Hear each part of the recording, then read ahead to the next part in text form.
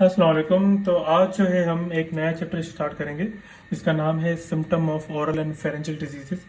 तो ये oral cavity and pharynx का जो है वो सेक्शन जो है ईएनटी में उसका जो है वो दूसरा चैप्टर है। ठीक है।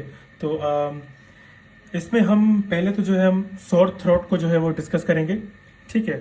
सोर थ्रोट क्या चीज़ है? सोर थ्रोट एक बेसिकली एक कॉमन सिम्टम है फेरेंजियल डिजीज का। ठीक है। ये अक्यूट और क्रॉनिक भी हो सकता है। ठीक है। और पेशेंट जो है हमेशा प्रेजेंट करेगा किस चीज़ के साथ कि उससे हमेशा जो है वो डिस्कम्फर्ट होगा, पेन होगा और उसके साथ साथ उसकी इरिटेशन भी होगी थ्रोट में। ठीक है।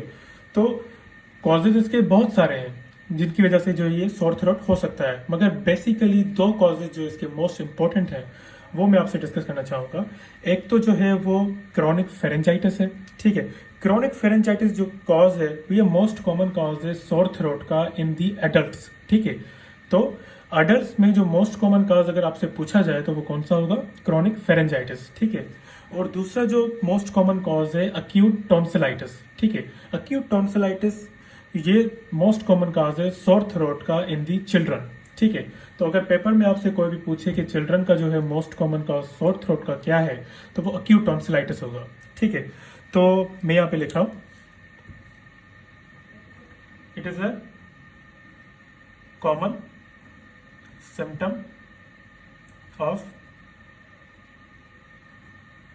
Pharyngeal disease. ठीक है। Most common symptom of pharyngeal disease ये अक्यूट और क्रॉनिक भी हो सकता है। ठीक है। अक्यूट या फिर क्रॉनिक भी हो सकता है। और इसके अलावा जो है वो पेशेंट जो है हमेशा प्रेजेंट करेगा किसके साथ? With pain, discomfort and irritation. ठीक है। Pain, discomfort and irritation. तो बेसिकली इसके जो है कॉजेज हैं वो बहुत सारे कॉजेज हैं। ठीक है। वो मैं आपको बताता हूँ। ठीक है।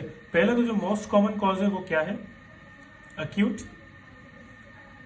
टॉन्सिलाइटिस। अक्यूट टॉन्सिलाइटिस जो है मोस्ट कॉमन कॉज है, मगर ये चिल्ड्रन में होता है। ठीक है। चिल्ड्रन में जब सोर थ्रोट होती है तो उसका मोस्ट कॉमन कॉज क्या है? Acute tonsillitis. और दूसरा जो है वो क्रॉनिक फेरेंजाइटिस। ठीक है। In adults. ठीक है। तो ये बेसिकली क्या है कि सोर थ्रोट है। और इसके अलावा जो इसके दूसरे मोस्ट कॉमन कॉजेज हैं वो मैं आपको बताना चाहूँगा। इसके दूसरे कॉजेज ये हो सकते हैं कि फॉरेन बॉडी एब्रेशन हो सकती है। ठीक है। और इसके अलावा जो है ओरल एंड फेरेंजियल मैलिग्नेंसीज हो सकती हैं। और इसके अलावा ग्लोसोफेरेंजियल न्यूरल्जिया हो सकती है, बर्न्स एंड कोरोसिव इंजरी हो सकती है। ठीक है। Use of tobacco, alcohol and smoking हो सकती है, एसिड रिफ्लक्स हो सकता है, ल्यूकेमिया हो सकती है, एग्रेनुलोसाइटोसिस हो सकती है, अक्यूट एंड क्रॉनिक टॉन्सिलाइटिस हो सकती है, अक्यूट एंड क्रॉनिक फेरेंजाइटिस हो सकती है, क्विंसी हो सकती है। इसके अलावा फेरेंजियल डिप्थेरिया हो सकती है।